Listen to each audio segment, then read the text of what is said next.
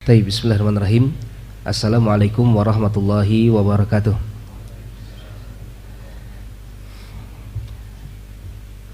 Innal hamdalillah nahmaduhu ta'ala wa nasta'inuhu wa nastaghfiruh wa na'udzu billahi min syururi anfusina wa min sayyiati a'malina may yahdihillahu fala mudhillalah wa may yudlil fala hadiyalah wa asyhadu an la ilaha illallah wahdahu la syarikalah wa asyhadu anna Muhammadan 'abduhu wa rasuluh sallallahu alaihi wa ala alihi wa ashabihi wa tabi'in wa tabi'in tabi'in wa man tabi'ahum bi ihsanin ila yaumiddin. Qala Allah ta'ala fi kitabihil karim, ya ayyuhalladzina amanu taqullaha haqqa tuqatih wa la tamutunna illa wa antum muslimun. Wa qala Allah subhanahu, ya ayyuhan nas ittaqu rabbakum alladhi khalaqakum min nafsin wahidah wa khalaqa minha zawjaha wa batha minhuma rijalan katsiran wa nisaa'a wattaqullaha alladhi tasaaluna bihi wal arham innallaha kana 'alaykum raqiba. Wa qala Allahu 'azza wa jalla, ya ayyuhalladzina amanu taqullaha wa qulu qawlan sadida yuslih lakum a'malakum wa yaghfir lakum dhunubakum wa may yuti'illaha wa rasulahu faqad faza fawzan 'azima. Amma ba'd, fa inna asdaqal kalami kitabullahi ta'ala wa khairal hadi hadi nabiyyina Muhammadin sallallahu alaihi wa ala alihi wasallam wa syarrul umuri muhdatsatuha fa inna kulla muhdatsatin bid'ah wa kulla bid'atin dhalalah wa kulla dhalalatin finnar. Ikhwan fillah, para jamaah yang mudah-mudahan selalu senantiasa dijaga dan dirahmati oleh Allah Subhanahu wa taala.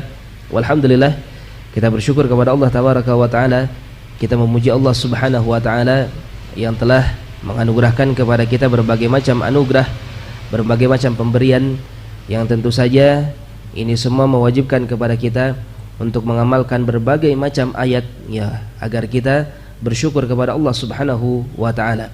Dan tentu saja diantaranya perlu kita ketahui bahwasanya manusia lupa dari bersyukur kepada Allah. Ini termasuk di antara strategi-strategi dari iblis yang mereka lancarkan agar mereka berhasil untuk membuat manusia lebih jauh lagi, ya, dari Allah Subhanahu wa taala. Mereka tersesat dari jalan Allah Tabaraka wa taala. Maka di antara cara iblis adalah dibuat bagaimana caranya agar kita semua lupa dari bersyukur kepada Allah Subhanahu wa taala. Ya, sebagaimana kata iblis laknatullah alaih, di mana Allah mengabadikan ucapannya di dalam Al-Quran. Kata Allah, ya, menukilkan ucapannya iblis, fabima aghwaytani la aqudanna lahum siratakal mustaqim wa la atiyannahum min baini aydihim wa min khalfihim wa an syama'ilihim wa an aymanihim wa la tajidu aktsarahum syakirin. Kata iblis laknatullah alaih, ya, karena engkau telah menghukumku, maka aku akan benar-benar menjauhkan hamba-hambamu dari jalanmu yang lurus, dan aku akan mendatangi mereka dari depan, dari belakang, dari kiri, dari kanan mereka.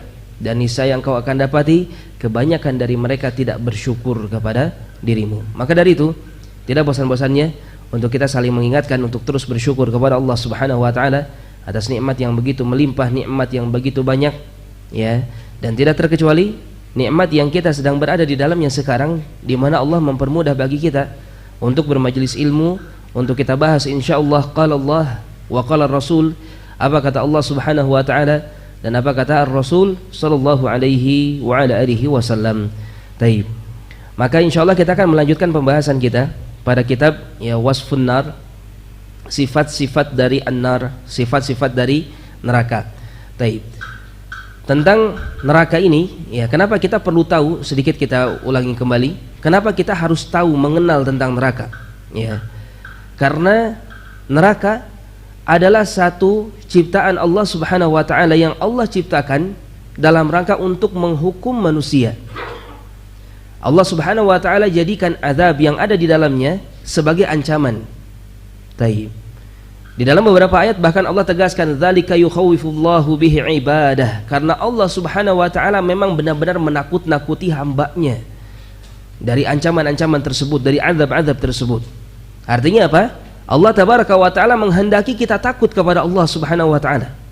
Allah ingin agar kita ini tidak santai, tidak merasa nyaman dengan kehidupan kita yang sekarang kita hadapi di dunia. Akan tetapi kita harus selalu senantiasa waspada. Kita bukan waspada kepada musuh, kita bukan waspada kepada penyakit misalnya, kita bukan waspada yang terlalu berlebihan terhadap kemiskinan misalnya, yang kita takutkan begitu luar biasa sekarang di dunia.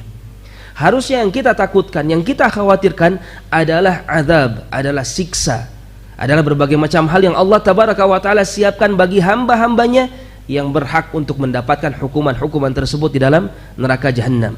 Maka dari itu, ya, berlandaskan kepada perkara tersebut, kita berusaha untuk mempelajari tentang bagaimana ini neraka, bagaimana Allah Subhanahu wa Ta'ala mensifati atau menyifati neraka ini. Sehingga alhamdulillah, ya, para ulama memiliki perhatian yang begitu besar terhadap perkara ini, di mana mereka menulis kitab-kitab, menulis atau mengumpulkan dalil-dalil ya tentang bagaimana sifat-sifat dari neraka Allah Tabaraka wa Ta'ala yang hendaknya kita mempelajarinya untuk memupuk, untuk menambah rasa takut kita kepada Allah Subhanahu wa Ta'ala.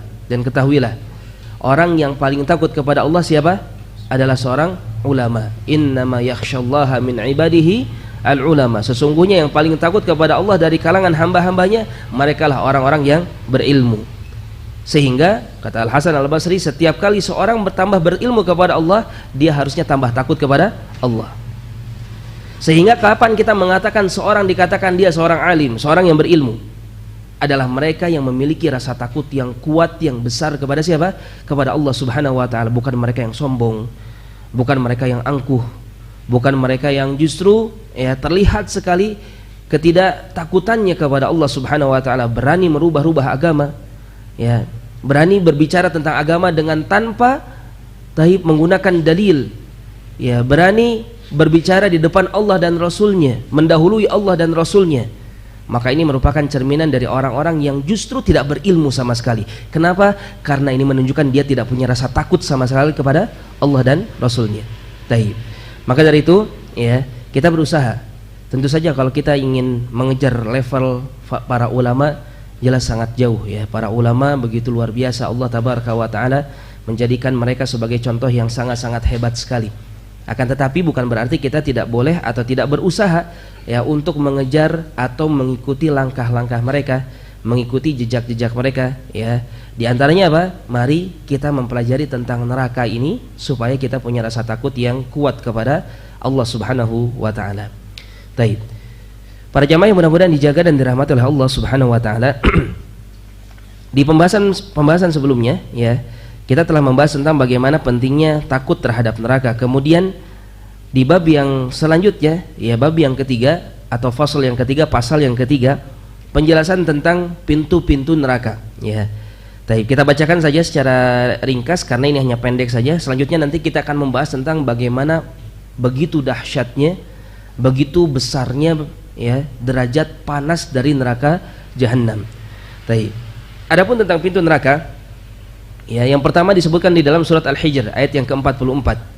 Allah Tabaraka wa Ta'ala berfirman, laha sab'atu abwabin likulli minhum juz'un maqsum.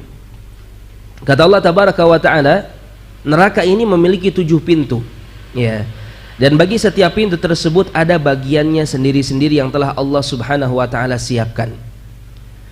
Kemudian di dalam hadis yang diriwayatkan oleh Imam Ahmad dan disahihkan oleh Syekh Al-Albani rahimahullahu taala, an Utbah bin Abad As-Salimi radhiyallahu anhu qala sami'tu Rasulullah sallallahu alaihi wasallam yaqul. Diriwayatkan dari Utbah bin Abad As-Salimi radhiyallahu taala anhu, beliau mengatakan, aku pernah mendengarkan Rasulullah sallallahu alaihi wasallam, beliau bersabda, al jannah laha thamaniyatu abwab wan nar laha sab'atu abwab. Adapun surga, maka surga memiliki 8 pintu, ya. Adapun neraka, maka neraka ada 7 pintu di sana. Sedikit tentang pintu-pintu neraka, ya. Maka sebagian para ulama mengatakan bahwasanya 7 pintu ini memang 7 dari nama-nama neraka yang pernah kita ketahui, ya. Ada pula yang mengatakan 7 pintu ini peruntukannya sesuai dengan masing-masing dosanya. Ada yang mereka dosa dalam dosa-dosa tertentu, ya, dalam kezaliman tertentu, maka ada masing-masing pintunya. Al-muhim, ini merupakan diantara besarnya ya neraka, dan kemudian di sana ada tingkatan-tingkatan. Karena 7 pintu ini pun mengarah kepada tingkatan. Hanya saja ada satu perkara yang disebutkan oleh Al-Hafidz Ibnu Katsir ya rahimahullah di dalam kitab tafsir beliau tentang pintu-pintu neraka. Beliau menukilkan bahwasanya di antara salah satu pintu neraka adalah pintu yang dikhususkan untuk siapa? Untuk ahli tauhid. Ya. Salah satu pintu yang memang dikhususkan untuk siapa? Bapak-bapak sekalian? Untuk ahli tauhid. Siapa ahli tauhid ini? Kita semua. Kita semua. Ya. Sekalipun seorang mengaku dirinya adalah seorang ahli tauhid, saya mentauhidkan Allah Subhanahu wa taala, saya tidak beribadah kepada selain Allah sama sekali, betul-betul Allah murni 100% dalam peribadahan saya, belum tentu 100% pasti selamat dari api neraka. Ya. Ini yang perlu kita ketahui bersama.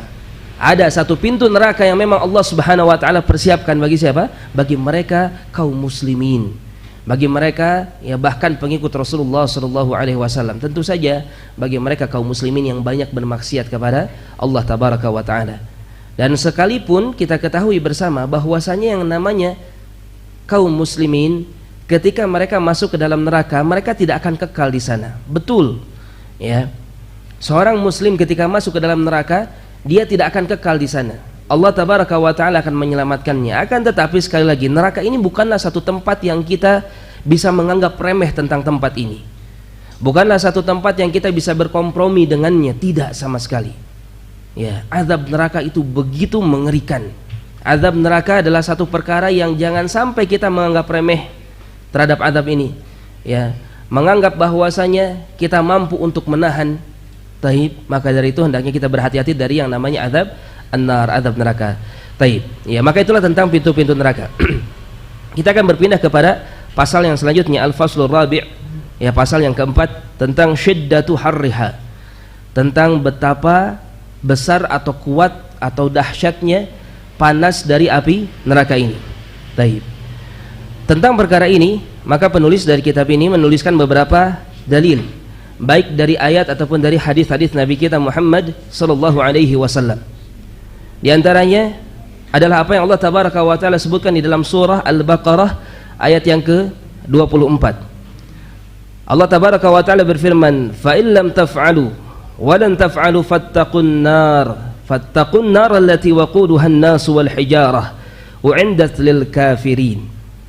Kata Allah Subhanahu wa taala, seandainya kalian tidak melaksanakannya, ya disebutkan dalam ayat-ayat sebelumnya, di mana Allah Subhanahu wa taala mewajibkan kepada kita berbagai macam hal, ya tentang tauhid, tentang hal-hal yang berkaitan dengan wajibnya peribadahan yang murni, ya yang benar-benar bersih, jangan sampai kita mencampur aduk merusak ibadah kita dengan peribadahan kepada selain Allah Subhanahu wa taala. Maka kata Allah tabaraka wa taala, fa illam taf'alu wa lan taf'alu, ya fattaqun nar allati waquduha an-nas wal hijarah, maka berhati-hatilah kalian semua dari an-nar, dari neraka. Allati waquduha an-nas, yang mana Allah tabaraka wa taala jadikan al-waqud. Apa itu waqud? Sesuatu yang dipakai untuk membakar, bahan bakar. Ya. Bahan bakarnya apa? An-nas, manusia. Ya. Allah akan menjadikan sesuatu yang membakar api neraka adalah manusia. Wal hijarah, dan bebatuan, u'indat lil kafirin, yang semua ini Allah Subhanahu wa taala siapkan bagi orang-orang yang kafir. Wallahu alam, ya dari sisi pendalilan tentu saja mungkin mengarah kepada al-hijarah yang disebutkan di dalam ayat ini. Ya, demikian pula an-nas, manusia yang dijadikan bahan bakar di sana. Ya, batu dan manusia yang akan dijadikan bahan bakar. Tetapi kalau kita perhatikan, ya di dalam tafsir-tafsir terhadap ayat ini, bebatuan yang dimaksudkan, sebagian para ulama menyampaikan bahwasanya yang dimaksud adalah al-asnam, ya patung-patung, sesembahan-sesembahan selain Allah tabaraka wa taala yang disembah, maka itulah di antara bebatuan yang akan dijadikan bahan bakar api neraka. Ya. Maka perlu kita ketahui, segala sesuatu yang disembah di muka bumi ini, maka kelak dia pun akan dibakar di dalam neraka. Ya. Kalau itu berupa pohon, kalau itu berupa batu, berupa kayu, berupa kubur, ya, kemudian dia disembah, maka kelak dia akan dimasukkan ke dalam neraka. Termasuk apa? Matahari, asyams, ya. Matahari justru dijadikan salah satu azab bagi Allah tabaraka wa taala, ya, oleh Allah Subhanahu wa taala dijadikan azab bagi siapa? Bagi para penduduk neraka. Taib. Karena kita ketahui matahari ini termasuk yang disembah. Apa dalilnya? Allah tabaraka wa taala menyebutkan antum wa ma ta'buduna min dunillah hasabu jahannam, kata Allah Subhanahu wa taala. Kalian dan semua yang kalian ibadahi selain Allah Subhanahu wa taala maka akan menjadi kayu bakar api neraka. Taib. Kecuali siapa? Ada yang dikecualikan. Ya, ada yang dikecualikan, yaitu siapa? Orang-orang yang memang mereka tidak ridha untuk disembah. Contohnya siapa? Nabi Isa alaihi salam, ya. Nabi Isa alaihi salam beliau disembah oleh sebagian manusia dan beliau tentu saja tidak ridha, ya, untuk disembah, sehingga beliau tidak akan dimasukkan ke dalam neraka. Ya, banyak yang disembah dari kalangan orang-orang soleh. Nabi kita Muhammad sallallahu alaihi wasallam beliau disembah oleh sebagian manusia. Para malaikat, ya, orang-orang soleh di masa-masa sekarang, mereka yang betul-betul soleh tetapi malah disembah oleh sebagian manusia, maka mereka tidak ridha untuk disembah. Taib, sehingga mereka pun tidak akan dimasukkan ke dalam neraka jahanam. Taib. Kemudian selanjutnya ayat yang berkaitan tentang panasnya api neraka jahanam adalah apa yang Allah Subhanahu wa taala sebutkan di dalam surah Al-Ghashiyah. Wa qala subhanahu wujuhu yawma idzin khashi'ah 'amilatun nasibah tasla naran hamiyah. Ya, ini Allah tabaraka wa taala sebutkan dalam surat Al-Ghashiyah ayat yang kedua sampai ayat yang keempat. Ya, kalau kita bacakan sedari awal, maka Allah sebutkan apa? Di ayat yang pertama, hal ataka hadithul ghashiyah. Kata Allah Subhanahu wa taala, apakah telah datang kepada dirimu, ya, tentang Al-Ghashiyah ini. Apa ini Al-Ghashiyah? Taib.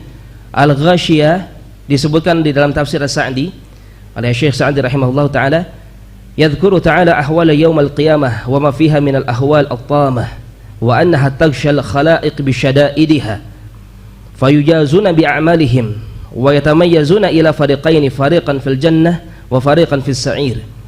Ya, maka Al-Ghashiyah adalah surat yang Allah Subhanahu wa taala akan menjelaskan tentang sebagian dari keadaan-keadaan nanti di hari kiamat. Kenapa? Karena Al-Ghashiyah sendiri termasuk di antara nama apa, Pak? Nama hari kiamat. Ya, di antara nama hari kiamat adalah Al-Ghashiyah. Taib. Lalu kenapa dikatakan Al-Ghashiyah? Apa artinya Al-Ghashiyah? Ghashiyah adalah sesuatu yang menutup, meliputi. Ghasya, ya, ghasya syai'un, ghasya syai'an, artinya sesuatu ini tertutup. Kenapa dikatakan Al-Ghashiyah? Karena azab dikatakan di sini. Wa anha taghshal khalaiq. Karena hari kiamat ini akan menutupi setiap makhluk-makhluk dengan apa? Dengan berbagai macam ancaman-ancaman, dengan berbagai macam siksa, dengan berbagai macam kengerian-kengerian. Taib, ya. Kalau kita mengulang ke beberapa pelajaran yang lalu pernah kita bahas, ya, Bapak sekalian, bagaimana ketika kondisi bumi pertama kali digoncangkan oleh Allah tabaraka wa taala, bumi kemudian mendapatkan kehancuran dan lain sebagainya, ya, maka itulah kondisi Al-Ghashiyah. Taib. Kemudian yang selanjutnya manusia akan terbagi, ya, di mana manusia yang akan masuk ke dalam surga, di mana manusia akan masuk ke dalam neraka, akan terbagi. Ya, tidak akan selamanya manusia itu, atau tidaklah Allah tabaraka wa taala menciptakan ciptaan-ciptaannya kecuali karena apa? Karena pasti ada hikmah yang begitu besar di sana. Taib. Kenapa Allah menciptakan neraka? Kenapa Allah menciptakan surga? Ya, jelas ini untuk perkara yang sangat-sangat besar manfaatnya bagi kita. Taib, agar kita belajar, agar kita lebih berusaha untuk beribadah dengan baik kepada Allah Subhanahu wa taala, bukan beribadah dengan cara yang asal-asalan, ya. Kita berusaha agar benar-benar menjadi seorang hamba yang baik kepada Allah tabaraka wa taala. Taib. Kemudian di dalam ayat yang kedua, ya, Allah tabaraka wa taala berfirman, hal ataka hadithul ghashiyah, di ayat yang pertama, apakah telah datang kepada dirimu cerita kisah tentang bagaimana Al-Ghashiyah? Kemudian kata Allah, wujuhu yawma idzin khashi'ah, akan datang kepada kalian kisah tentang bagaimana wajah-wajah yang ada di dalam hari tersebut dalam keadaan rendah, hina. Ya. Taib. Kata Syekh Sa'di, fa akhbara an wasfi kullal fariqain. Faqala fi wasfi ahli nar, maka Allah Subhanahu wa taala di dalam ayat yang kedua ini ingin menjelaskan kepada kita tentang sifat para ahli neraka, ya, di hari kiamat nanti. Wujuhu yauma idzin khasyi'ah, di mana wajah-wajah mereka ketika itu ya khasyi'ah. Khasyi'ah ini ketakutan atau dia merendah ya. Dia betul-betul menjadi seorang yang terhinakan di sana. Taib. Ya tentu saja karena apa? Karena dia adalah ahli neraka. Sekali lagi para jamaah sekalian, ahli neraka. Allah tegaskan betapa rendah dan hinanya mereka. Ya. Para ahli neraka berkali-kali di dalam Al-Quran Allah pastikan mereka mendapatkan kerendahan dan kehinaan. Oleh karena itu kita sekarang di dunia ketika melihat para ahli neraka yang nyata, apakah kita pantas meninggi-ninggikan mereka? Ya, apakah kita pantas berlebih-lebihan di dalam mengagung-agungkan mereka? Ya, hati-hati. Allah saja sangat menghinakan mereka. Allah Subhanahu wa taala yang berhak lebih tahu tentang hamba, menghinakan mereka sekali. Maka dari itu di dalam memperlakukan para ahli neraka, siapa mereka? Para kufar, orang-orang kafir.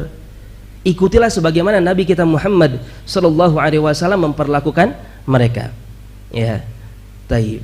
Jadi kalau berbicara tentang permasalahan toleransi, ya, permasalahan kerukunan hidup umat beragama, kita belajar sama siapa?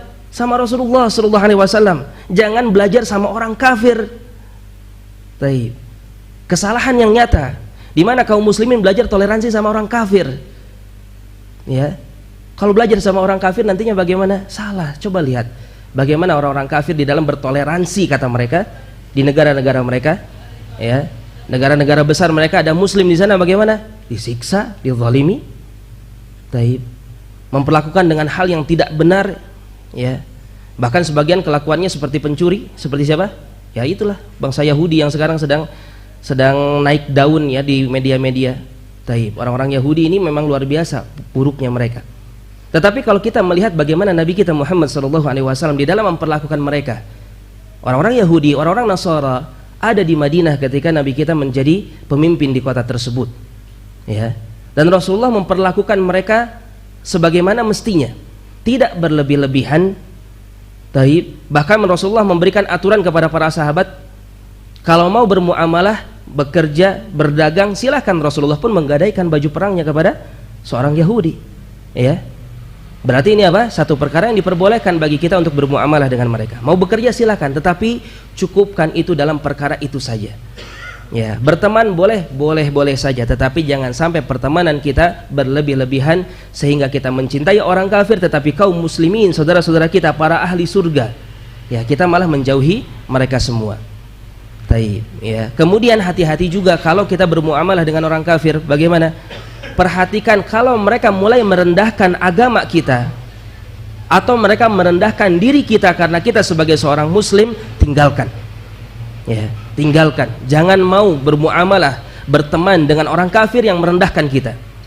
Kita pun dilarang oleh Allah Subhanahu wa taala dan Rasulnya untuk merendahkan mereka. Ya.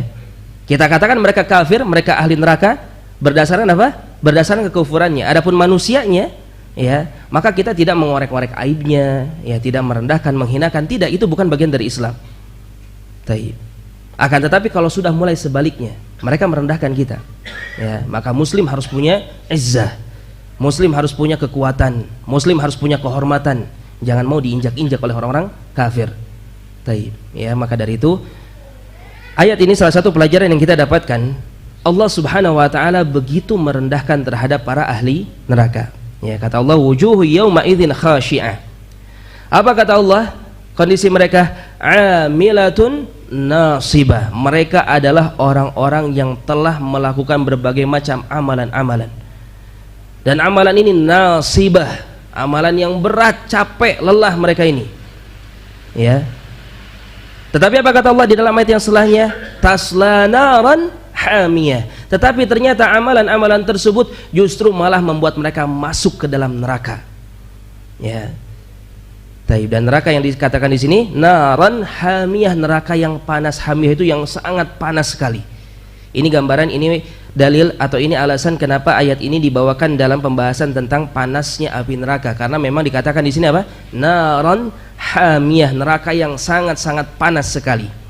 Taib. Perlu diketahui tentang apa yang disebutkan oleh Allah Tabaraka wa taala di dalam ayat yang ketiga dan keempat ini, di mana Allah Subhanahu wa taala berfirman amilatun nasibah, tasla naran hamiyah. Artinya apa?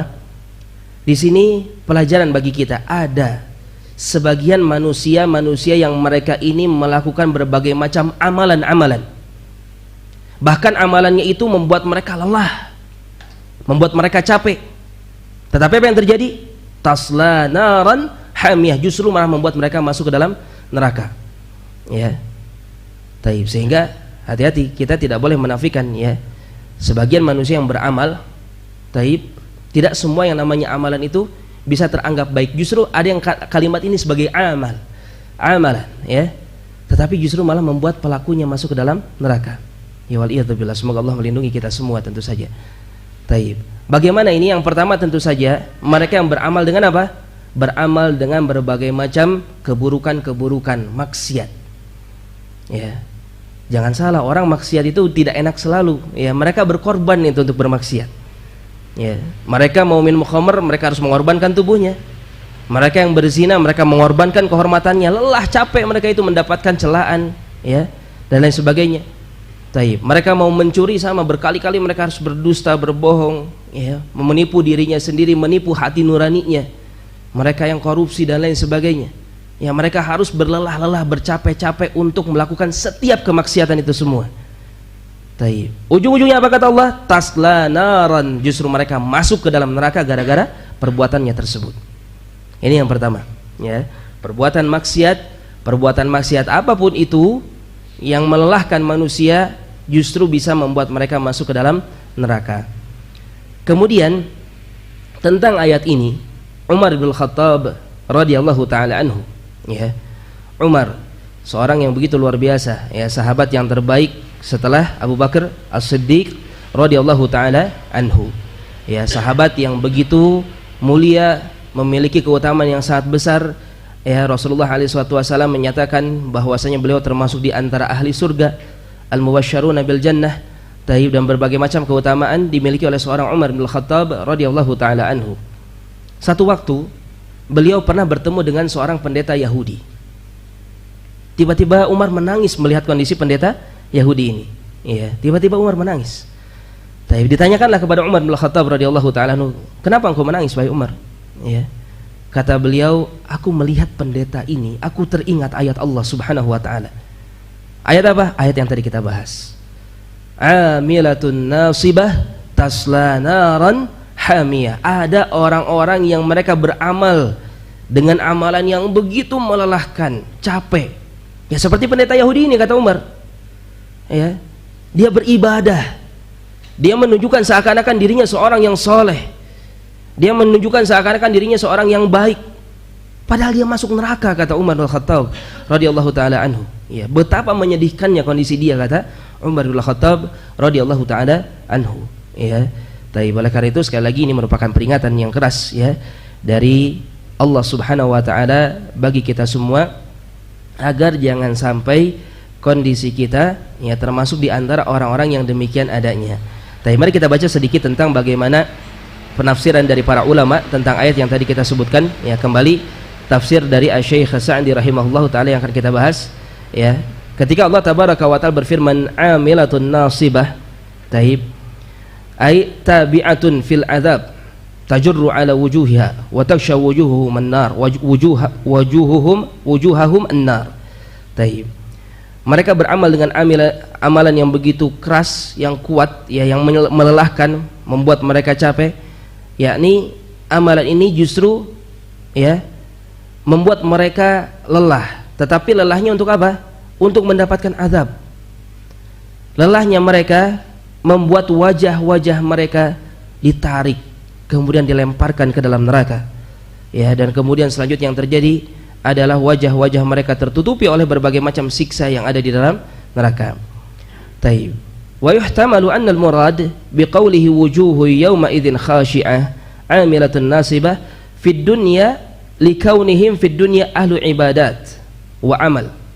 Perhatikan kata Syekh Sa'di rahimahullah taala. Ya. Bisa jadi di antara makna taib yang tadi kita bahas adalah orang-orang yang ketika mereka berada di dunia adalah orang-orang yang begitu lelah, orang-orang yang begitu capek. Di dalam apa? di dalam beribadah. Ya, di dalam beribadah, bayangkan. Dan beramal, mereka pun beramal. Ini dalam amal konotasinya positif ya. Beramal dengan amalan yang positif. Tetapi tetap bagaimana? Mereka masuk neraka. Ya, tetap mereka masuk neraka. Taib. Walakinnahu lamma adama syartuhu wa huwa al-iman, sara yaumal qiyamah haba'an manthura. Ya. Kenapa mereka menjadi orang-orang yang berlelah-lelah untuk beribadah dan beramal tetapi malah jadi ahli neraka? Karena ketika mereka mengamalkannya, mereka kehilangan syarat dari setiap amalan yang mereka kerjakan, yaitu apa? Al-iman. Taib. Tidak ada keimanan di dalam hatinya ketika dia beramal. Ya, tidak ada apa? Tidak ada tauhid. Bagaimana kondisi-kondisi seperti ini? Ya, ini kondisi-kondisi orang-orang yang beribadah, orang-orang yang beramal, tetapi beramalnya ini mencampur, dia campur amalan solehnya dengan peribadahan kepada selain Allah Subhanahu wa taala. Tapi oleh karena itu ikhwas sekalian, ya para jamaah sekalian, berkali-kali kita sampaikan tentang permasalahan tauhid ini adalah permasalahan yang sangat-sangat betul-betul penting bagi kita. Ya, karena betapa banyak orang-orang sebagaimana dikatakan di sini, mereka beramal soleh banyak amalannya, menggunung tinggi, tetapi ketika dihadapkan di hadapan Allah, faja'alnahu haba'an manthura, kata Allah Subhanahu wa taala, aku jadikan itu semua hanya seperti debu yang hilang begitu saja, tertiup angin. Kenapa? Karena khalian minat tauhid, karena mereka tidak membawa tauhid di dalam amalannya. Ya, dia beribadah banyak, bersedekah banyak, tapi kadang-kadang dia meminta kepada selain Allah Subhanahu wa taala, naudzubillah. Ya. Tetapi kadang-kadang dia mendatangi perkara-perkara yang diharamkan berupa kesyirikan demi kesyirikan. Dia meyakini ada selain Allah Subhanahu wa taala memiliki kedudukan-kedudukan yang sama dengan kedudukan Allah. Yang ini definisi apa, Pak? Syirik. Ingat. Ya, syirik adalah menjadikan selain Allah Subhanahu wa taala pada kedudukan-kedudukan yang itu murni khusus hanya bagi Allah Subhanahu wa taala. Contoh, Allah tegaskan la ya'lamul ghaiba illallah, tidak ada yang mengetahui perkara gaib kecuali siapa? Allah Subhanahu wa taala. Sekarang datang manusia mengaku saya mengetahui ini, mengetahui itu. Taib. Yang pertama orangnya, dia menundukkan dirinya pada kedudukan siapa? Allah tabaraka wa taala. Kemudian orang-orang yang mendengarkan dan membenarkan ucapan-ucapannya, ya, dibenarkan setiap ucapan dari perkara-perkara gaib yang dia mengaku-ngaku tahu. Sekalipun itu ucapannya benar, tetap dia termasuk ke dalam apa? Kesyirikan, naudzubillah. Dan ini terjadi banyak. Ya, ini sudah menjadi pemandangan yang sangat-sangat banyak di tengah-tengah kaum muslimin di zaman sekarang. Orang-orang mengaku-ngaku tahu perkara-perkara hal-hal gaib. Justru kalau orang-orang kita ketika mendengar orang yang merancau, ya apa istilahnya, yang ngomong kemana karep kalau kata orang Sunda, ya, berbicara, mengaku-ngaku berbicara tentang agama, tetapi dia ya berdusta demi dusta, berbohong demi berbohong, mengaku mengetahui hal-hal yang gaib, mengaku melihat ini, melihat itu, naudzubillah. Taib. Berarti dia sedang mendudukan dirinya pada kedudukan Allah Subhanahu wa taala. Syirik. Ya. Hati-hati. Kadang-kadang ini cuman kecil. Kadang-kadang orang yang meyakini keyakinan seperti ini, dia adalah seorang dermawan yang begitu luar biasa. Dia seorang yang dalam beribadah bisa beribadah dengan kuat sekali. Saumnya rajin, salatnya rajin. Tapi ada keyakinan di dalam hatinya, ada yang mengetahui perkara yang gaib selain Allah Subhanahu wa taala. Apa yang terjadi kepada dirinya? Faja'alnahu haba'an manthura. Semua amalan-amalannya akan menjadi sirna, hilang. Ya. Masuk pula ke dalam ayat yang sedang kita bahas di sini. Ya. Oleh karena itu hendaknya kita berhati-hati. Para jamaah sekalian ingat, tauhid artinya apa? Kita mengesahkan peribadahan kita hanya untuk siapa? Hanya untuk Allah Subhanahu wa taala. Mana dari tauhid artinya kita menjadikan Allah satu-satunya yang kita tuju di dalam ibadah. Itulah berkali-kali sering kita sebutkan. Apa pengertian dari kalimat la ilaha illallah? Maka la ilaha illallah artinya la ma'buda bihaqqin illallah. Tidak ada sesembahan yang berhak untuk diibadahi kecuali Allah. Itu artinya. Bukan tidak ada Tuhan selain Allah. Tuhan selain Allah banyak, ya, tetapi mereka semua tidak berhak untuk diibadahi. Sehingga penerjemahan yang paling tepat untuk kalimat tauhid la ilaha illallah sekali lagi apa? La ma'buda bihaqqin illallah. Tidak ada yang ilah, tidak ada Tuhan yang berhak untuk diibadahi kecuali Allah Subhanahu wa taala. Lalu apa itu ibadah? Ibadah, Syekhul Islam Ibnu Taimiyah menyebutkan artinya adalah ismun jami'un likulli ma yuhibbuhullahu wa yardah minal aqwali wal a'mal adh-dhahirah wal batinah. Ibadah adalah satu nama yang terkumpul di dalamnya segala sesuatu yang dicintai oleh Allah dan diridhoi oleh Allah Subhanahu wa taala. Baik itu ucapan ataukah perbuatan, apakah sesuatu yang zahir atau sesuatu yang ada di dalam batin kita. Itu ibadah. Jadi kalau Allah tabaraka wa taala tetapkan satu perkara itu adalah ibadah, ya, baik di dalam Al-Qur'an ataupun hadis-hadis Nabi kita Muhammad sallallahu alaihi wasallam. Seperti Allah mengetahui perkara gaib tadi misalnya. Ya. Allah yang harus paling kita cintai nomor satu, Allah yang harus paling kita takuti nomor satu, Allah yang paling harus kita harapkan nomor satu, ya. Taib. Kemudian kita meminta jodoh, rizki, Allah tempat kita meminta, tidak ada yang mampu untuk memberikan kecuali Allah Subhanahu wa taala. Kita minta itu kepada selain Allah, artinya apa? Kita telah memperuntukkan peribadahan kepada selain Allah Subhanahu wa taala. Taib. Dan sekali lagi, ini adalah fenomena pemandangan yang marak terjadi di tengah-tengah kaum muslimin di masa-masa sekarang ini. Ya. Berbagai macam kesyirikan demi kesyirikan dibenamkan di tengah-tengah kaum muslimin, dibuat mereka benar-benar tersesat jauh dari agamanya. Ya, saudara kita, mereka ini saudara kita harus menyayangi mereka, kita harus mencintai mereka. Bukan kita membenci, ya, jangan sampai salah kaprah. Kita tidak membenci saudara kita yang belum tahu, belum paham. Yang kita benci adalah keburukannya atau mereka orang-orang di balik itu semua. Ya, mereka yang berhasil membelok-belokkan kaum muslimin, yang seharusnya mereka mengagungkan Allah, mentauhidkan Allah Subhanahu wa taala, malah menjadi orang-orang yang beribadah kepada selain Allah Subhanahu wa taala. Taib. Maka mereka inilah yang kita bahas tadi, di antaranya siapa? Amilatun nasibah tasla naran hamiyah. Ada sebagian manusia beramal dengan amalan yang tidak main-main. Amalannya begitu luar biasa. Amalannya sangat banyak sekali. Sedekahnya, saumnya, salatnya, taib, ya, dan lain sebagainya. Dia menolong sesama kaum muslimin dengan begitu luar biasa. Tetapi itu semua menjadi apa? Haba'an manthura. Sebagaimana yang terjadi kepada siapa? Paman Nabi kita Muhammad sallallahu alaihi wasallam, Abu Talib. Ya. Sering kita sampaikan tentang Abu Talib ini karena ini menjadi pelajaran yang begitu besar bagi kita. Abu Talib, siapa beliau?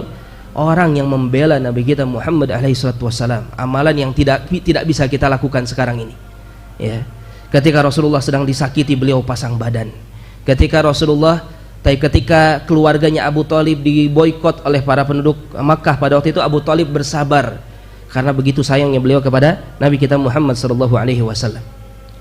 Akan tetapi apa yang terjadi ketika Nabi kita mengarahkan kepada Abu Talib agar mati di atas agama Allah, agar Abu Talib mengucapkan la ilaha illallah, Abu Talib tidak mau, ya.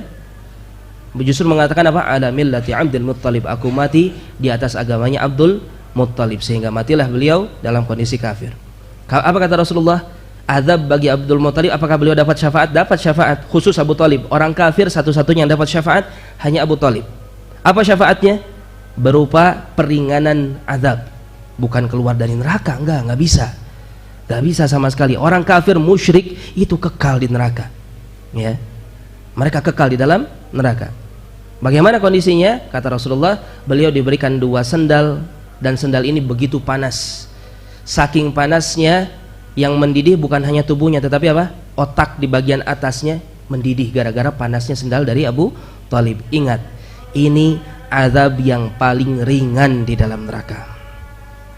Ya, ini azab yang paling ringan di dalam neraka. Bagaimana mereka yang punya dosa lebih banyak dari itu? Ya, oleh karena itu hendaknya kita sebagai seorang muslim berhati-hati. Ya, hendaknya kita benar-benar menjaga tauhid ini. Ingat, ya, dalam ayat yang tadi kita sebutkan, ada orang-orang yang beramal tetapi dengan amalannya tersebut justru malah membuat mereka masuk ke dalam neraka jahanam. Di antaranya siapa? Ya, orang-orang yang ketika beramal kemudian mereka mencampur amalannya dengan apa? Dengan kesyirikan, dengan segala macam bentuk kesyirikan. Maka mari kita belajar. Ya, mari kita belajar tentang apa itu syirik, apa saja jenis-jenis kesyirikan. Ya, maka itu termasuk di antara ilmu yang sangat berharga dan ilmu yang sangat penting sekali untuk kita sebarkan di tengah-tengah kaum muslimin agar mereka terselamatkan, ya, dari betapa berbahayanya kesyirikan dan praktek-praktek kesyirikan yang ada di tengah-tengah mereka semua. Baik, ya sudah masuk waktu Isya, insyaallah tentang ayat-ayat yang lainnya ya dari dalil-dalil tentang panasnya neraka insyaallah akan kita bahas setelah salat al-Isya. Tafadhol barakallahu fikum. Baik, bismillahirrahmanirrahim. Alhamdulillah wassalatu wassalamu ala Rasulillah wa ala alihi wa ashabihi wa man walah, ma ba'd. Insyaallah akan kita kembali lanjutkan ya. Maka itulah tadi kurang lebih penafsiran dari ayat yang kita bahas, di mana Allah tabaraka wa taala berfirman ya, wujuhu yawma idzin khashi'ah 'amilatun nasibah tasla naran hamiyah. Ya, akan datang satu hari di mana Allah memisahkan antara para penduduk surga dan penduduk neraka, yang mana penduduk neraka digambarkan oleh Allah tabaraka wa taala ya, wajah-wajah mereka tertunduk dengan penuh kerendahan. Allah merendahkan mereka semua. Kemudian kata Allah subhanahu wa ta'ala, mereka ini adalah orang-orang yang amilatun nasibah, orang yang telah melakukan berbagai macam amalan-amalan yang melelahkan ya, dengan penafsiran sebagaimana yang tadi sudah kita sebutkan. Tetapi setiap amalan-amalan tersebut justru malah sirna ya, atau bahkan menjadi sebab masuk ke dalam neraka. Tasla naron hamiyah, masuk ke dalam neraka yang hamiyah. Baik. Ya, pada dasarnya inilah kalimat inilah ya, di mana Allah tabaraka wa taala berfirman naron hamiyah ya, menjadi neraka yang panas. Hamiyah ini artinya adalah panas, yang sangat panas sekali. Bagaimana derajat panasnya insyaallah akan kita dapatkan pada keterangan-keterangan yang setelahnya. Baik. Kemudian yang selanjutnya Allah tabaraka wa taala berfirman di dalam surat Al-Lail ayat yang ke-14 sampai ke-15. Allah subhanahu wa ta'ala menyebutkan fa'anzartukum naran talazza la yaslaha illa al-ashqa. Kata Allah subhanahu wa ta'ala ya, maka aku peringatkan kalian semua dari neraka talazza. Ya, apa arti talazza? Yang menyala, yang apinya itu begitu panas membara ya. Ini makna dari talazza. Ini gambaran dari api yang Allah tabaraka wa ta'ala nyalakan di dalam neraka yang sangat-sangat panas sekali. Taib. Kalimat serupa pernah diucapkan pula oleh siapa? Oleh Nabi kita Muhammad sallallahu alaihi wasallam di dalam sebuah hadis. Ya, beliau dikisahkan oleh sebagian para sahabat bahwasanya pernah beliau berdiri di mimbarnya beliau di Masjid Nabawi. Kemudian beliau berkhutbah dan beliau isi dari khutbahnya diantaranya adalah memperingatkan manusia dari neraka. Ya, apa kata beliau? Anzartukumun nar, kata beliau. Ya, anzartukumun nar. Beliau berkata sampai 3 kali dengan teriakan yang tidak main-main, kata sahabat yang meriwayatkan. Bahkan katanya kalau Rasulullah SAW di masjid, kemudian manusia ada di pasar, yang mana pasar ini kan identiknya adalah tempat yang ribut ya, tempat yang banyak orang berbicara, banyak berteriak. Tetap pasti akan terdengar suara Rasulullah sallallahu alaihi wasallam. Ya, saking kerasnya Rasulullah alaihi salatu wasallam di dalam berteriak memperingatkan manusia dari apa? Dari neraka. Kata para sahabat yang hadir pada waktu itu, Rasulullah berteriak dengan sangat kencang sekali sampai tubuhnya bergetar. Ya, tubuh beliau bergetar. Jadi ini gambaran kalau Rasulullah khutbah. Ya, kalau Rasulullah khutbah, para jamaah sekalian, jadi kalau kita dapati sebagian dari guru-guru kita, ya kalau khutbah mereka dengan dengan bersemangat luar biasa. Walaupun kalau gambarannya seperti Rasulullah kayaknya jarang dari kalangan guru-guru kita kaum muslimin yang betul-betul seperti ini. Ya, Rasulullah berteriak tuh teriak kencang sekali, mata beliau memerah, tubuhnya bergetar kencang sampai ketika berteriak anzartukumun nar, aku peringatkan kalian semua dari neraka, kata Rasulullah SAW, sampai rida itu yang dipakai oleh beliau, ya selendangnya beliau itu terjatuh ke tanah ya, saking kerasnya teriakan Rasulullah SAW untuk memperingatkan dari neraka. Artinya apa? Yang diperingatkan oleh Nabi ini bukanlah sesuatu yang main-main. Dan ini salah satu gaya Rasulullah SAW dalam berdakwah, memperingatkan kepada manusia. Bahkan kalau kita tarik mundur ke belakang, di mana ketika beliau mengawali pertama kali dakwah secara terang-terangan, apa yang dilakukan oleh beliau? Ya, beliau mengumpulkan kan semua bangsa Arab. Dikumpulkan oleh Rasulullah SAW, wahai bani fulan, berkumpul semua. Ya, kata Rasulullah diantaranya apa? Kata beliau, aku mau beri kabar kepada kalian, kalian semua akan diazab, kata Rasulullah SAW. Ya, kalian semua akan masuk neraka, kata Rasulullah SAW, kecuali mereka yang mengikuti agamaku, mereka yang mau mengucapkan kalimat la ilaha illallah. Ya, disitulah Nabi kita dicela oleh siapa? Oleh si Abu Lahab. Ya, dikatakan apa? Tabban lak ya Muhammad, celaka engkau wahai Muhammad. Dan Allah membalas ucapan tersebut dengan turunnya surat Al-Lahab, tabbat yada abi lahabi wa tabb. Justru kata Allah, tangan si Abu Lahab inilah yang celaka, dan betul-betul celaka. Bahkan istrinya pun sama-sama, ya, keduanya celaka. Taib. Nah, karena apa itu Rasulullah dicela begitu? Karena Rasulullah memperingatkan manusia dari apa? Dari neraka. Ya, ini salah satu metode dakwah. Ini salah satu metode dakwah Nabi kita Muhammad sallallahu alaihi wasallam. Taib. Ya, jadi ya dakwah itu betul kita harus menunjukkan kelemah lembutan. Ya, ketika dakwah kita sampaikan betapa besarnya rahmat Allah. Betul, ibadah kepada Allah dengan kita mencintai Allah Subhanahu wa taala, kata para ulama itu lebih afdal. Ya, dengan kita membahas tentang rahmat Allah, semangat untuk beramal soleh, ya, tentang bagaimana nikmatnya surga, bagaimana luar biasanya surga, itu adalah lebih afdal. Tetapi jangan sampai melupakan pula gaya Rasulullah SAW berdakwah dengan yang satu ini, ya, di mana beliau tegas, beliau begitu keras, ya, ketika menjelaskan tentang apa? Tentang neraka. Taib. Kemudian selanjutnya, ya, di ayat yang setelahnya, penulis Syekh Wahid bin Wahid Abdul Salam Bali hafizahullah taala, beliau mengatakan atau membawakan ayat dari surat Al-Mursalat ayat yang ke-32. Kata Allah tabaraka wa taala, innaha tarmi bisyararin kal qasr. Sesungguhnya neraka tersebut mengeluarkan api, ya, yang apinya ini membumbung tinggi. Kal qasr, bahkan seperti apa? Seperti qasr. Qasr itu apa? Istana, benteng yang besar, tinggi, menjulang tinggi, ya. Itu gambaran qasr. Tapi dikatakan qasr seperti itu kondisinya. Nah, kata Allah tabaraka wa taala, menyalanya api neraka itu besarnya seperti bangunan tadi. Bayangkan, ya, betapa besarnya api neraka yang Allah Subhanahu wa taala siapkan bagi hamba-hambanya. Taib. Oleh karena itu hati-hati para jamaah sekalian, ya, neraka bukanlah tempat yang kita bisa berkompromi dengannya, kita anggap remeh. Tidak sama sekali. Maka kata Nabi SAW, ittaqun nar walau bisyiqqit tamrah. Wajib bagi kalian untuk menghindarkan diri kalian dari neraka, ya, apapun jadikan sebab sebagai terhindar dari api neraka. Walau bisyiqqit tamrah, walaupun kalian punya korma setengahnya dibagi dua, ya. Punya korma setengah nih, bisa apa korma setengah? Kata Nabi, jadikan itu untuk penghindar dari api neraka. Sedekahkan itu, berikan kepada orang yang lapar misalnya. Taib. Kita beri kepada anak istri misalnya, kita makan sendiri supaya kita kuat dalam ibadah, punya energi untuk beribadah. Taib. Apapun, bagaimanapun caranya, intinya bagaimanapun caranya kita punya kesempatan ibadah, beramal soleh, lakukan itu supaya apa? Ya, supaya terhindar dari api neraka. Dan ini jadikanlah semangat bagi kita. Kenapa kita berdakwah di jalan Allah tabaraka wa taala? Kenapa kita menyampaikan tauhid? Kenapa kita siap dicela oleh manusia? Kenapa kita siap untuk mendapatkan berbagai macam, ya, cibiran, hinaan, perendahan gara-gara kita menyampaikan dakwah tauhid?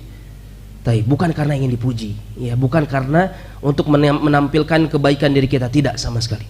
Berusahalah sampaikan itu semua untuk apa? Untuk agar kita terhindar dari api neraka. Taib. Ya, kalau ada orang mengatakan mencela kita sok suci lah atau sok bersih lah, apapun terserah, yang penting kita apa? Terjauhkan dari api neraka. Mudah-mudahan Allah Subhanahu wa taala menganggap setiap usaha dan pengorbanan kita ini untuk apa? Untuk kita terhindar dari api neraka. Baik. Kemudian Allah Subhanahu wa taala berfirman di dalam ayat yang selanjutnya, ya, sayasla naran dzata lahab. Ya, tadi surat Al-Lahab atau Al-Masad, ya. Kita singgung tadi, ternyata dibawa juga di sini ayat yang ketiganya. Kata Allah Subhanahu wa taala, kelak si Abu Lahab ini akan masuk ke dalam neraka dzata lahab, yang ada lahabnya, yang ada gejolaknya, ya, yang ada gejolaknya. Taib. Gejolak ini maksudnya apa? Api yang menyala yang begitu panas sekali. Jadi api neraka ini menyalanya sangat-sangat panas sekali. Ya, tentang api neraka kita pernah bahas sebelumnya, ya, kalau tidak salah dalam pembahasan sebelumnya ada. Taib, tentang, ya, di mana Allah Subhanahu wa taala telah menyalakan api neraka, ya.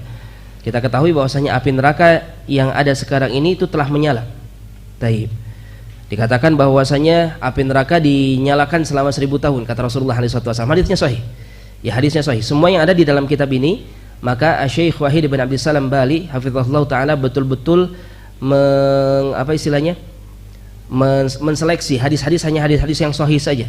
Ya, hadis-hadis yang sahih saja, karena hadis-hadis yang berkaitan tentang neraka, tentang surga, banyak yang berkaitan tentang hal-hal ini, tetapi bukanlah hadis yang kuat, bukan hadis yang sahih, tetapi hadis yang lemah, ya, hadis yang dhaif.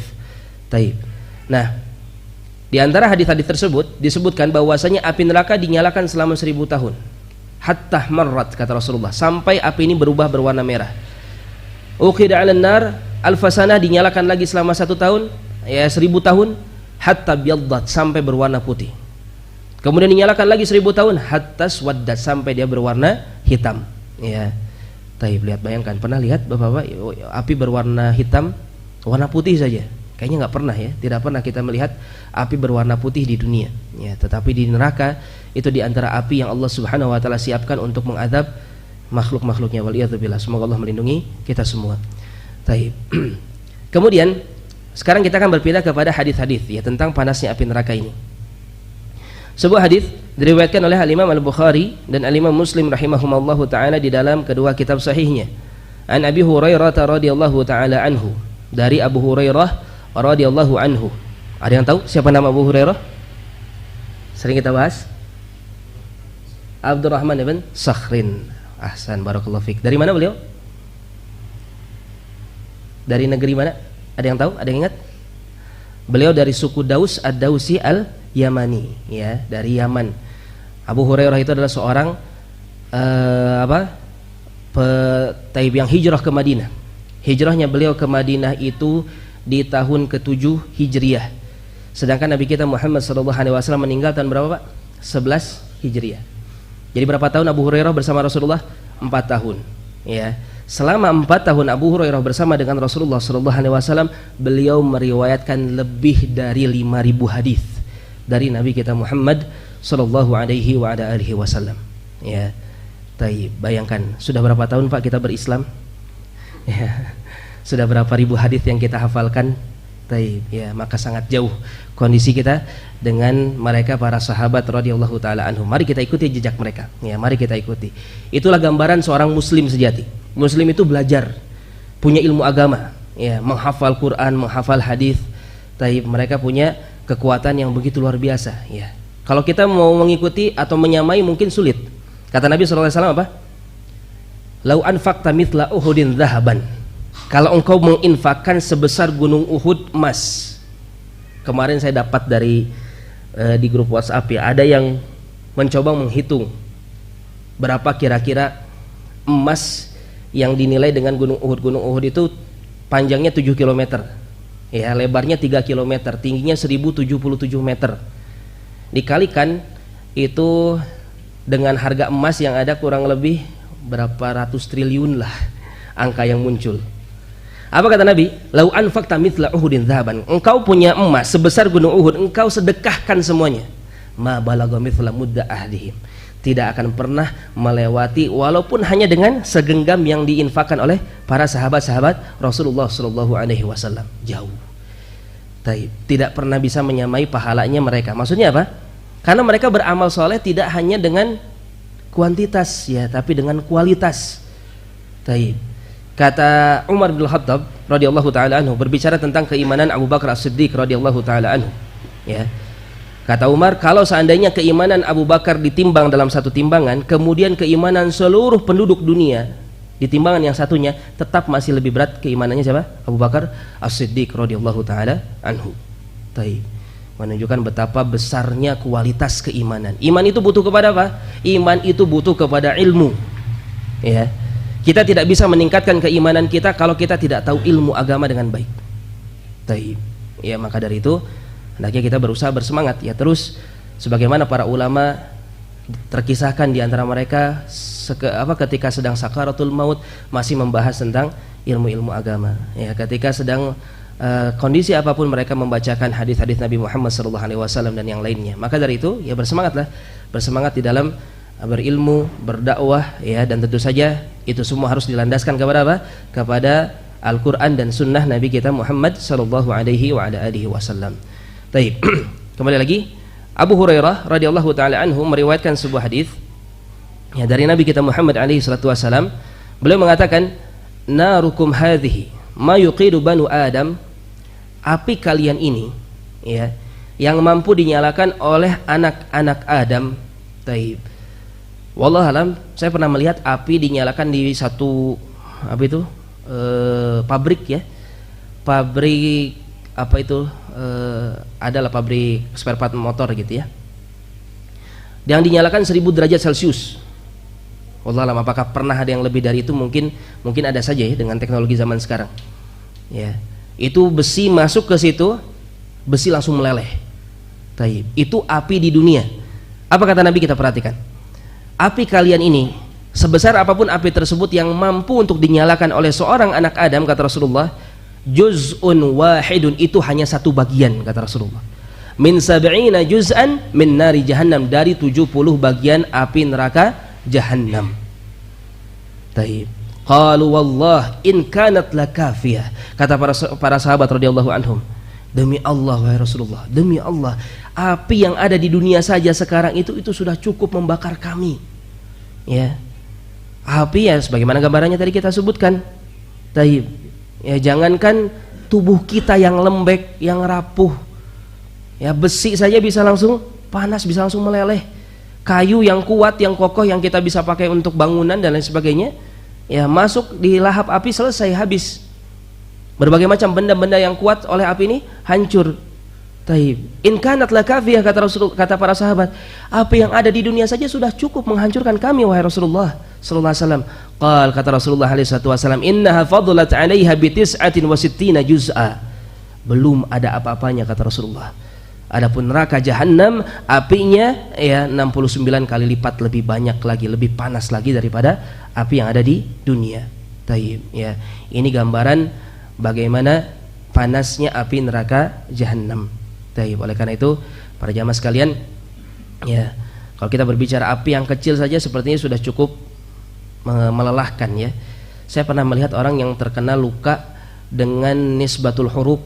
Nisbatul huruk itu apa ya? Persentasi terhadap luka bakarnya itu 30%. Itu hancur. Tubuhnya hancur, ya. Taib, urat-uratnya terlihat. Ya, urat-uratnya terlihat. Itu cuma 30%. Artinya nggak ada apa-apanya dengan api yang Allah tabaraka wa taala siapkan di neraka jahanam, waliyadzubillah. Ya. Makanya kalau tidak salah pernah kita bahas ya tentang ashabul a'raf, orang-orang yang ada di al-a'raf, ketika mereka melihat penduduk neraka bagaimana sudah nggak kenal lagi. Padahal itu teman-temannya ketika di dunia. Ya, cuman tahu dari mana? Tahu dari tanda-tanda yang ada di tubuhnya, perawakannya, mungkin sedikit dari tanda-tanda dari tubuhnya yang pernah ia ketahui ketika di dunia. Ini teman saya, ini teman saya. Taib. Ternyata dia penduduk neraka dan dia sudah hancur tubuhnya. Itulah gambaran penduduk neraka. Ya. Hancur oleh azab, oleh siksa yang ada di dalam neraka. Karena bayangkan, ini baru bicara api, karena di neraka bukan hanya api.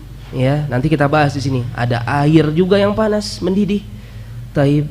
Belum lagi duri-duri, ya. Belum lagi ada di sana, taib, benda-benda yang padat dicairkan seperti tembaga, timah, besi, ya, dicairkan kemudian dipakai apa ini? Dipakai minuman, diminumkan kepada penduduk neraka, waliyadzubillah. Ya. Coba kalau kita bayangkan, kita pikirkan, untuk apa Allah menjelaskan ini semua kepada kita? Untuk apa Nabi kita Muhammad SAW menyampaikan ini semua kepada kita? Tiada lain supaya kita ini takut kepada Allah Subhanahu wa taala. Ya, supaya hidup kita ini jangan asal-asalan, santai, seenaknya, semaunya. Taib, ingat, ajaran kita tidaklah seperti ajaran orang-orang kafir, di mana mereka mengaku bahwasanya dosa mereka sudah dipikul oleh Tuhannya. Ya, taib, tidak ada. Kata Allah Subhanahu wa taala apa? Taib, wala taziru waziratun wizra ukhra. Enggak ada orang yang memikul dosa orang lain. Ya. Masing-masing akan membawa bertanggung jawab atas perbuatannya sendiri-sendiri. Wa kulluhum atihi yaumal qiyamati farda. Semua manusia akan datang menghadap Allah tabaraka wa taala fardan, sendirian. Ya, tidak bisa membawa siapapun. Taib. Semua harus kita pertanggungjawabkan semuanya. Maka dari itu hati-hatilah dari setiap perbuatan dosa, karena semua akan dipertanggungjawabkan. Dan kalau ternyata dosa ini membumbung tinggi, menggunung tinggi, mau kita keturunan siapapun, ya, mau kita adalah orang sesoleh apapun di mata manusia, taib, sekaya apapun kita, setinggi apapun jabatan kita, kalau kita bawa dosa di hadapan Allah Tabaraka wa Ta'ala, celaka kita, ya. Jangankan manusia biasa, siapa? Rasulullah berkata kepada siapa? Kepada putrinya sendiri, ya Fatimah, wahai Fatimah binta Muhammad, putrinya Muhammad, anqidhi anfusaki minan nar, kata Rasulullah, selamatkan dirimu dari api neraka. Fa inni la ugni anki minallahi syai'a, sungguh aku tidak bisa menolong dirimu dari Allah Subhanahu wa taala sedikit pun, kata Rasulullah. Rasulullah berkata kepada siapa? Putrinya langsung, ya.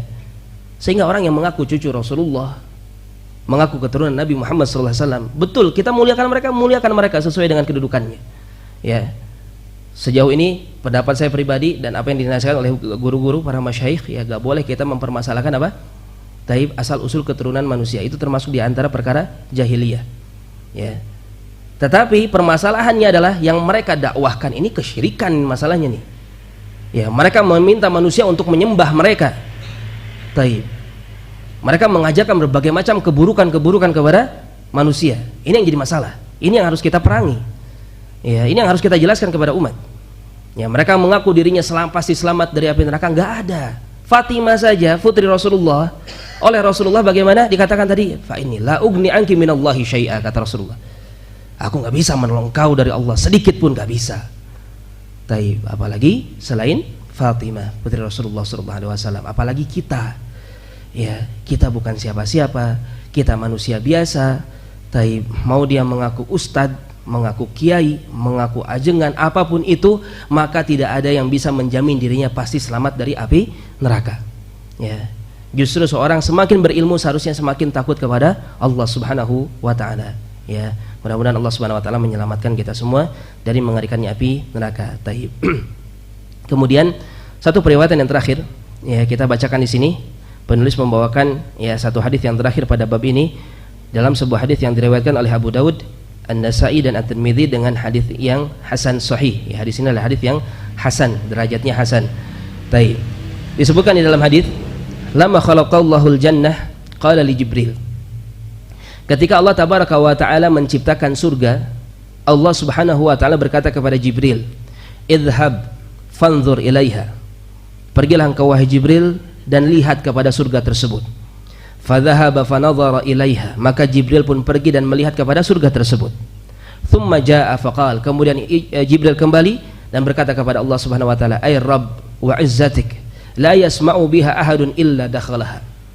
Kata Jibril, "Wahai Rabb, demi kemuliaanmu, tidaklah seorang pun yang mendengar saja tentang surga ini pasti dia ingin sekali untuk masuk ke dalam surga." Jangankan melihat, kata Jibril. Jibril kan sudah melihat nih, sudah lihat bagaimana indahnya, luar biasanya, megahnya, mewahnya surga, ciptaan Allah Subhanahu wa taala.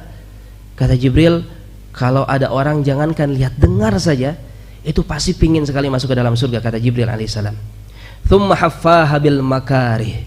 Kemudian Allah Tabaraka wa taala menutupi surga tersebut dengan makarih, dengan hal-hal yang dibenci, dengan hal-hal yang tidak disukai.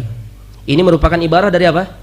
Ibarah dari tauhid, ibarah dari perintah-perintah, larangan-larangan Allah Subhanahu wa taala, syariat Islam. Ya. Syariat Islam itu kalau kita lihat banyak larangan tidak? Banyak sekali. Ya, banyak sekali larangan. Makanya kalau kita dari kecil kepada anak kita, ya, kita jangan melarang mereka. Kita tidak pernah melarang, kita tidak pernah menahan ego mereka, ya. Bagaimana mereka siap untuk menghadapi syariat Islam yang begitu banyak larangan untuk mereka. Ya, alangkah baiknya ketika kita mau mendidik anak-anak, pakai pendidikannya siapa? Nabi Muhammad SAW dan para sahabat. Jangan pakai pendidikannya orang-orang Barat, ya. Taib, dimana ya kadang-kadang salah satu syubhatnya itu tadi, nggak boleh dilarang, tidak boleh bilang jangan, ya, kepada anak dan lain sebagainya. Ingat, Islam banyak sekali larangan, ya. Dan ini oleh Allah Subhanahu wa taala memang dijadikan sebagai ujian. Oleh Allah Tabaraka wa taala ini dikelilingkan, ditutupkan kepada apa? Kepada surga Allah Subhanahu wa taala. Ya, beratnya ujian untuk berdakwah. Apa kata Nabi sallallahu alaihi wasallam? Akan datang satu zaman, ya, orang yang berpegang teguh dengan sunnah Rasulullah alaihi wasallam kal qabid 'alal jamr, seperti seorang yang memegang bara api. Bara api bagaimana? Ingin sekali kita lemparkan. Panas, gak kuat. Itulah sunnah Nabi kita Muhammad SAW yang mungkin kita rasakan di masa-masa sekarang ini.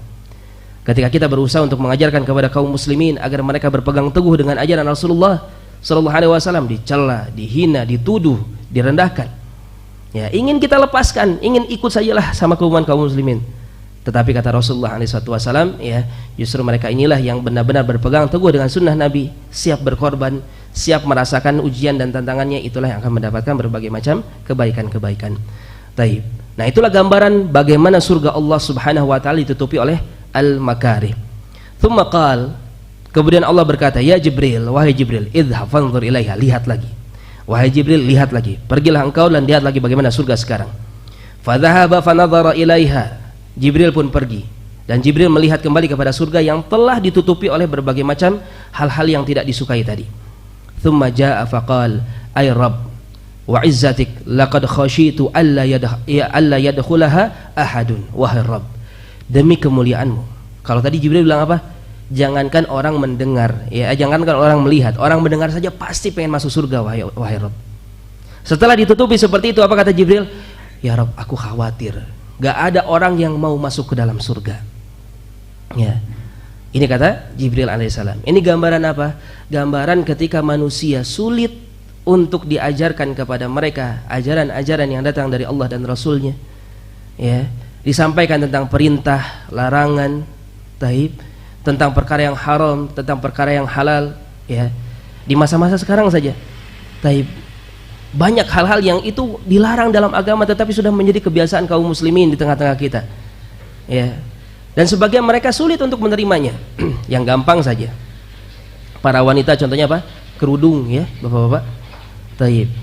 Kita dapati untuk mendakwahkan agar mereka mau menutup rambutnya, masya Allah susahnya, ya, susahnya minta ampun. Padahal sudah jelas itu satu hal yang hak, ya. Taib. Belum lagi permasalahan-permasalahan yang lain yang detail, permasalahan riba misalnya, ya, tentang musik, tentang hal-hal ini. Ketika kita sampaikan, kaum muslimin menolak itu semua. Itulah surga seakan-akan tidak diinginkan oleh sebagian manusia, ya. Taib. Ini yang dikhawatirkan oleh Jibril alaihissalam. Ketika melihat surga sudah ditutupi oleh berbagai macam syariat Islam, maka kata Jibril, aku khawatir orang gak mau masuk surga, wahai Rabb. Ya, ini gambaran, ini peringatan dari Nabi kita Muhammad sallallahu alaihi wasallam, ya, kepada kita semua bahwasanya yang namanya jannah, surga Allah Subhanahu wa taala itu begitu mahal. Surga Allah itu betul-betul harus digapai dengan perjuangan, ya. Taib. Kemudian selanjutnya, tsumma ja'a faqala ay Rabb, ya. Faqala falamma khalaqallahu an-nar. Selanjutnya, ketika Allah tabaraka wa taala menciptakan neraka, qala ya Jibril idhhab fanzur ilaiha.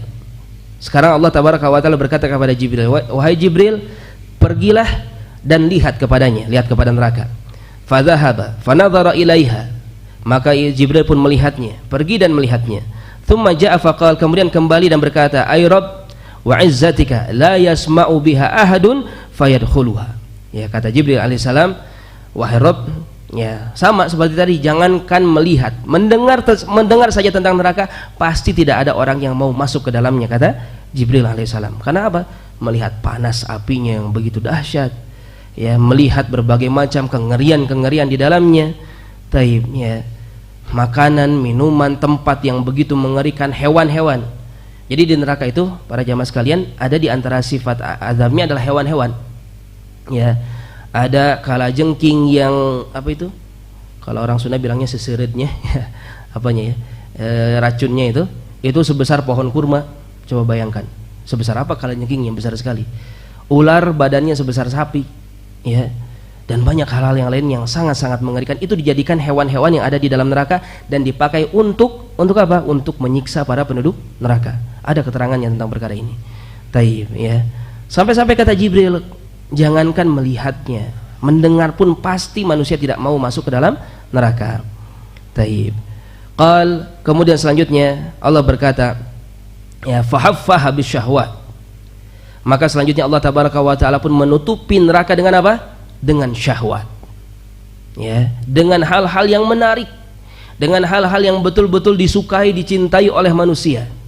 Taib. Gambaran dari apa? Ya, azab. Keburukan itu dibungkus dengan berbagai macam hal yang nikmat, yang enak. Ya, simpelnya tadi, kalau kita nggak mau melanjutkan kewajiban kita untuk menyampaikan apa dari Allah dan Rasulnya, ya kita pengen selesai saja sudah. Betapa berat sekali tantangannya, dicela, diuji oleh manusia dan lain sebagainya. Ya, kita berat sekali untuk itu semua. Inginnya berhenti saja sudah. Ya, berhenti berarti nyaman, nggak usah capek-capek memikirkan bagaimana cara berdakwah, strategi dan lain sebagainya. Ya, tetapi itu semua mendekatkan kita ke dalam neraka. Waliyatubillah. Ya. Belum lagi maksiat-maksiat yang nyaman, yang terlihat enak. Bagaimanapun wallahualam ya, alhamdulillah tidak pernah saya tersentuh dengan yang namanya khamar, tetapi katanya khamar itu memang ada enaknya, ada nikmatnya. Ya, walaupun khamar di dunia itu Bapak-bapak jangan dikira itu nikmat, yang maksudnya tidak sempurna lah. Ada khamar yang nikmat di mana? Di surga nanti. Ya. Tapi di surga kita akan diizinkan oleh Allah Subhanahu wa taala, ya, min khamrin ladzatin lisyaribin, kata Allah. Allah siapkan sungai, bahkan ya sungai mengalir khamar yang begitu lezat, yang bagi mereka yang mau minumnya nggak akan mabuk, tidak akan pusing, tidak akan pening sebagaimana khamar yang ada di dunia. Tetapi khamar di dunia ini memang ada lezatnya, ya. Tetapi kelezatan tersebut justru di baliknya ada api neraka, ya. Dan berbagai macam maksiat-maksiat yang lainnya, zina ataupun apapun itu, mencuri, menipu, menzalimi manusia dan lain sebagainya, ada kenikmatan di sana, ada keuntungan. Riba, ya, ada keuntungan bagi mereka yang melakukannya, tetapi di balik itu semua apa? An-nar, neraka. Ya, naudzubillah. Semoga Allah Subhanahu wa taala menyelamatkan kita semua. Fahafaha bisyahwat. Maka selanjutnya Allah Subhanahu wa taala menutupinya, mengelilinginya dengan apa? Dengan syahwat. Tsumma qala, kemudian Allah berkata lagi kepada Jibril, "Ya Jibril, idhhab fanzur ilaiha." Wahai Jibril, sekarang pergi, lihat lagi sekarang bagaimana neraka. Fadhahaba fanadhara ilaiha. Jibril pun melihat neraka. Kemudian kembali kepada Allah, tsumma jaa faqal, kemudian mengatakan, "Ai Rabb, wahai Rabb, wa izzatik, dengan kemuliaanmu, demi kemuliaanmu, laqad khasyitu alla yabqa ahadun illa dakhalaha." Yang aku khawatirkan sekarang justru tidak ada seorang pun kecuali masuk ke dalam neraka. Ya. Menunjukkan apa? Dahsyatnya ujian cobaan berupa neraka ini. Taib. Ya, kita dapati sekarang berbagai macam, ya kita lihat saja orang-orang yang mau berpegang teguh, ya, orang-orang yang mau beramal soleh saja. Taib. Orang-orang yang ada di masjid ini dan di luar sana lebih banyak di mana? Ya, di luar. Orang yang di masjid-masjid kaum muslimin sekarang, yang sebagian sedang beribadah, sebagian sedang melakukan berbagai macam amal soleh, dan orang-orang yang ada di luar lebih banyak di mana? Di luar. Ya. Memang neraka ini begitu menarik. Neraka ini sangat manis terlihatnya, padahal di balik itu apa? Azab, siksa. Maka dari itu kita sebagai seorang muslim hendaknya waspada, dan kita mengambil pelajaran, mengambil ibrah dari setiap apa yang disampaikan ya oleh Allah Subhanahu wa taala, oleh Nabi kita Muhammad sallallahu alaihi wasallam. Setiap perintah, titah, ya maka kita laksanakan.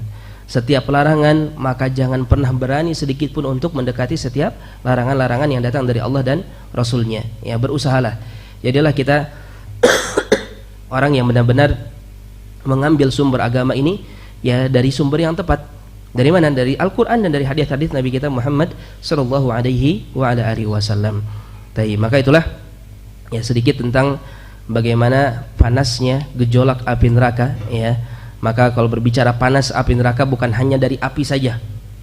Kalau bicara panas bukan hanya api saja. Satu hadis kata Nabi sallallahu alaihi wasallam, "Fa inna syiddatal har min fayhi jahannam." Ya, hadis tentang tabridu salatul zuhur. Apa itu? Mengakhirkan salat zuhur. Ya, jadi ada beberapa kondisi kita diperbolehkan untuk mengakhirkan sholat zuhur. Kapan ini? Diantaranya ketika sedang panas sekali. Ya, alhamdulillah kalau di negeri kita enggak kayaknya, kita enggak pernah dapat panas seperti itu. Negeri-negeri seperti di Arab, di Afrika, setahu saya itu bisa sampai 50 derajat Celcius Pak panasnya. Ya, ngeri panas sekali. Kata Nabi SAW, abridu bil dhuhr. Ya, akhirkan sholat zuhur sampai cuaca agak sedikit menurun, tidak terlalu tinggi, ya, supaya sholatnya betul-betul khusyuk, tidak kepanasan sekali gitu. Kata Nabi, fa inna syiddatal har min fayhi jahannam, karena panas yang dirasakan oleh manusia di muka bumi itu merupakan nafas dari api neraka jahannam. Ya, bayangkan nafasnya saja terasa ke kita, ke dunia sekarang, ya, nafas dari api neraka jahannam.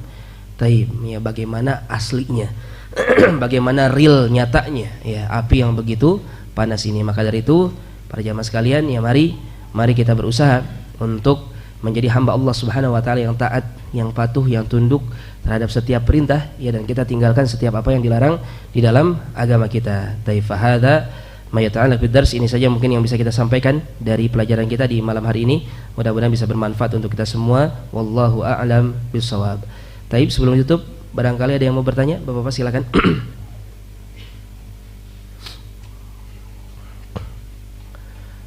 Silakan Bapak, silakan.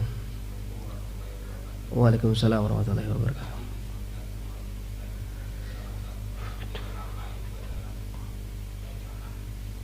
Ahli tauhid.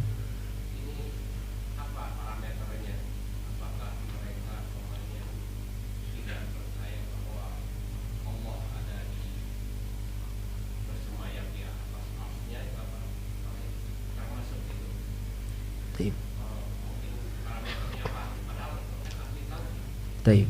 Masya Allah, jazakallah khair Bapak. Ya, yang pertama ahli tauhid berarti mereka orang-orang yang terbersihkan dari berbagai macam. Yang pertama akidah-akidah yang salah ya, pemikiran-pemikiran, keyakinan-keyakinan yang tidak sesuai dengan Al-Quran dan Sunnah Nabi kita Muhammad Sallallahu Alaihi Wasallam. Taib. Maka mereka adalah ahli tauhid. Ya, itu yang pertama kita ketahui. Artinya mereka tidak berkeyakinan-keyakinan yang salah. Mereka keyakinannya bersih ya, dan mereka hanya beribadah kepada Allah Subhanahu Wa Taala saja ya, dan tidak terjatuh ke dalam kesyirikan. Jadi kalau syirik itu definisinya bagaimana? Mereka beribadah kepada selain Allah. Ada dari praktek ibadahnya yang dia peruntukan kepada selain Allah. Itu parameternya Pak ya. Jadi selama bersih dari ini semua, maka dia adalah ahli tauhid gitu. Jadi kalau adapun dosa-dosa ya, beberapa dosa-dosa bahkan mungkin para ahli tauhid yang memang melakukannya. Nah, masalah dosa-dosa inilah yang nanti akan ditimbang terlebih dahulu oleh Allah Subhanahu wa taala. Ya, akan ditimbang terlebih dahulu. Nah, untuk Masya Allahnya ini ya, rahmat Allah tabaraka wa taala yang begitu besar. Kata Allah Subhanahu wa taala, al-hasanah bi asyri amsalihha. Satu kebaikan itu minimal 10 kali lipat. Ya.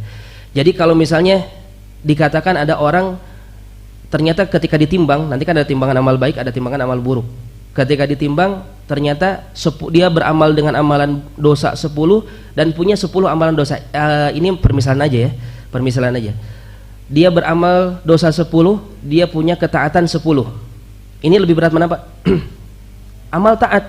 Karena ketaatan minimal dikali 10. Bahkan bisa 700 kali lipat, bisa tak terhingga. Itu tergantung kehendak Allah. Tetapi minimalnya 10. Jadi kalau misalnya 10 dosa, berarti tandingannya berapa? Tandingannya dia hanya 1 amalan ya. Nah sekarang kondisinya dia punya 1 amalan tetapi dosanya punya 11. Nah di sini jadi bagaimana? Kalau dikalikan 10 ini masih 11, akhirnya lebih berat dosanya. Nah yang seperti inilah para ahli tauhid yang akhirnya dia akan masuk ke dalam neraka gitu. Jadi yang mereka dosanya jauh lebih banyak gitu Pak, jauh menggunung tinggi daripada amalan-amalan solehnya. Itu gambarannya. Jadi kalau masalah keyakinan dia selamat.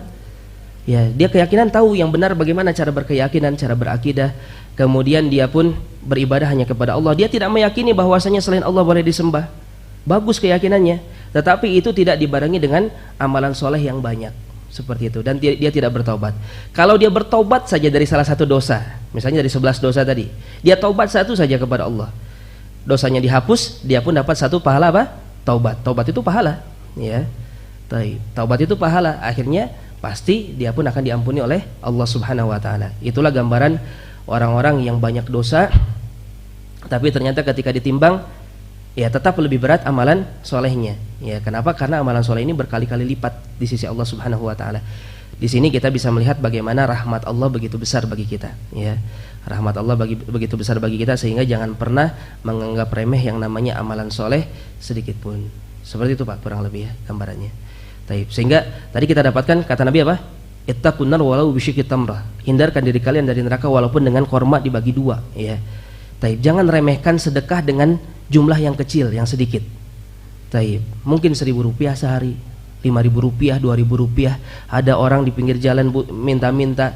Ini tidak berbicara tentang hukum meminta-minta. Hukum meminta-minta memang ada hukumnya di dalam agama Islam. Ya, kita nggak boleh bermudah-mudahan meminta-minta, memang betul. Tetapi kalau ada orang meminta, ya kita beri. Bukan berarti kita tanya dulu, kamu orang betul-betul butuh atau tidak? Enggak.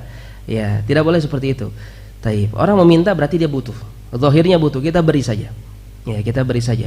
Tetapi kalau kembali kepada diri kita, maka di sana ada hukumnya. Seorang bermudah-mudahan meminta-minta, maka ada hukumnya di dalam agama Islam. Ya, orang yang terpuji adalah mereka yang tidak mudah untuk meminta-minta. Taib. Nah, hendaknya amalan soleh kita jangan pernah dianggap remeh.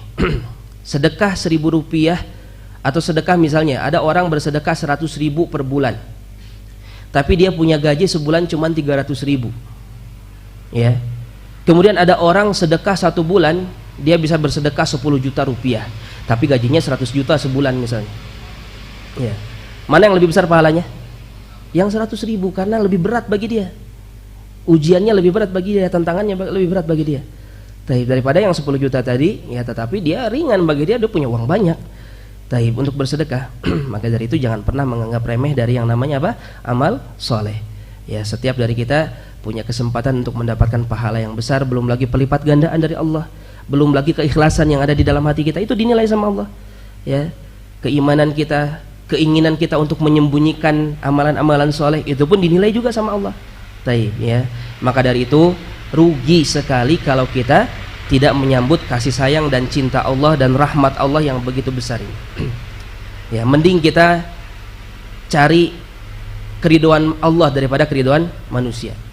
Keriduan manusia paling mereka ridho sebentar, besok sudah nggak ridho lagi sama kita, ya kan?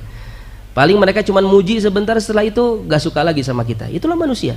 Tapi kalau sama Allah, ketika Allah ridho kepada kita, Allah menolong kita, Allah mencintai kita, Allah memberikan berbagai macam pertolongan bagi kita, ya, dengan kita apa? Beramal soleh, meraih keriduan Allah. Taib. Ya mungkin seperti itu Pak ya. Wallahu alam. Maaf kalau terlalu panjang. Taib. Ada lagi? Cukup insyaallah Bapak-bapak. Taib, mudah-mudahan bermanfaat ya Bapak Ibu sekalian. Mudah-mudahan Allah tabaraka wa taala mengumpulkan kita bukan hanya di tempat ini saja. Mudah-mudahan kita dihindarkan dari api neraka semuanya dan kita dikumpulkan di surga Allah Subhanahu wa taala bersama dengan Nabi kita Muhammad sallallahu alaihi wa ala alihi wasallam. Adapun saya, maka saya bertobat kepada Allah dari segala kesalahan dan saya mohon maaf kepada seluruh yang mendengarkan dari segala macam bentuk kekurangan. Taib, kita tutup dengan doa kafaratul majlis. Subhanakallahumma rabbana wa bihamdik asyhadu an la ilaha illa anta astaghfiruka wa atubu ilaik. Wassalamualaikum warahmatullahi wabarakatuh.